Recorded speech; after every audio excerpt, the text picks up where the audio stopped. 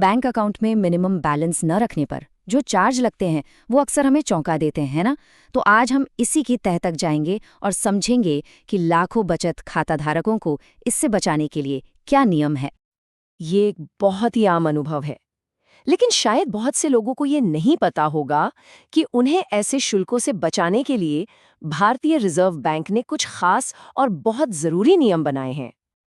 आज हम भारतीय रिजर्व बैंक के इन्हीं आधिकारिक दिशा निर्देशों को एक एक करके समझेंगे।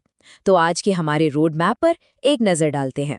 हम जानेंगे कि मिनिमम बैलेंस की समस्या क्या थी, निष्पक्षता की मांग क्यों उठी, आरबीआई के नए नियम क्या हैं, चार्ज लगाने की सही प्रक्रिया क्या है और आखिर में इन सब का खाता धारकों के लिए क्या मतलब है। तो सबसे पहले चलिए ये समझते हैं कि आखिर वो मूल समस्या थी क्या जिसकी वजह से इन नए नियमों को बनाने की जरूरत पड़ी। देखिए, चिंता की मुख्य वजह ये थी कि ये चार्जेस लगाए कैसे जाते थे। अक्सर खाते में हुई छोटी सी कमी पर भी एक बड़ा जुर्माना लगा दिया जाता था, जो खाताधारकों को अनुचित लगता था और अक्सर उन्हें हैरान कर देता था। बस इसी स्थिति ने ग्राहकों के हितों की रक्षा को ध्यान में रखते हुए एक बहुत बड़े पॉलिसी बदलाव की नींव रखी। और हाँ, ये बदलाव कोई रातों रात नहीं हुआ, जैसा कि इस टाइमलाइन में दिखता है। इसकी शुरुआत 2002 में पारदर्शिता की मांग से हुई थी। फिर 2011 में दामोदरन समिति ने आनुपातिक शुल्क की सिफारिश की और आखिरकार 2015 में जाकर नए उपभोक्ता हितैषी दिशा निर्देश लागू हुए। और आरबीआई के 2014 के इस नीति वक्तव्य से नए नियमों के पीछे की भावना बिल्कुल साफ झलकती है। इसमें कहा गया कि बैंकों को ग्राहकों की मुश्किलों का अनुचित लाभ नहीं उठाना चाहिए। ठीक है, तो अब आते हैं असली समाधान पर, वो खास दिशा निर्देश जो 1 अप्रैल 2015 से लागू किए गए। यहाँ सबसे जरूरी बात यह है कि ये सिर्फ सुझाव नहीं है, ये अनिवार्य नियम है। नियम जो हर बचत खाता धारक की सुरक्षा के लिए बनाए गए हैं। यह स्लाइड एक बहुत ही स्पष्ट 3 स्टेप की प्रक्रिया दिखाती है।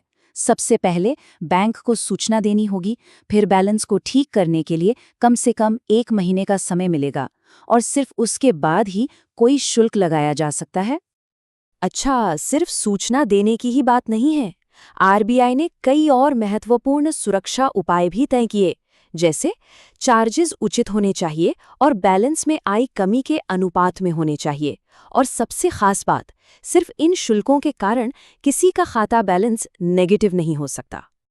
पिछले नियम में हमने आनुपातिक शुल्क की बात की थी, तो चलिए अब समझते हैं कि इसका असल में मतलब क्या है और ये पूरी व्यवस्था को कैसे ज्यादा निष्पक्ष बनाता है। ये कॉन्सेप्ट नए नियमों के केंद्र में है।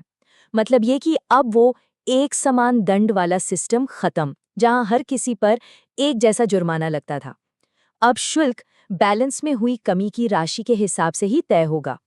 ये टेबल इस अंतर को बिल्कुल साफ दिखाती है। देखिए, पुरानी प्रणाली में कमी चाहे छोटी हो या बड़ी, जुर्माना एक जैसा और बड़ा हो सकता था। लेकिन नई प्रणाली में छोटी कमी पर छोटा आनुपातिक शुल्क लगता है और बड़ी कमी पर उसी के हिसाब से बड़ा। तो इन सभी नियमों से भारत में बचत खाता रखने वालों के लिए मुख्य सीख क्या है, उनके अधिकार क्या है?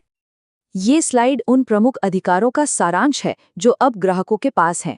इनमें शामिल हैं चार्ज लगने से पहले सूचना पाने का अधिकार, बैलेंस ठीक करने के लिए कम से कम 1 महीने का समय पाने का अधिकार और नेगेटिव बैलेंस से सुरक्षा का अधिकार।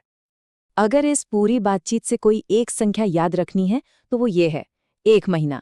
ये वो कम से कम समय है जो बैंक को ग्राहक को देना ही होगा। ये जानकारी खाता धारकों को अपने बैंक की नीतियों और स्टेटमेंट को ध्यान से देखने के लिए एक आधार देती है।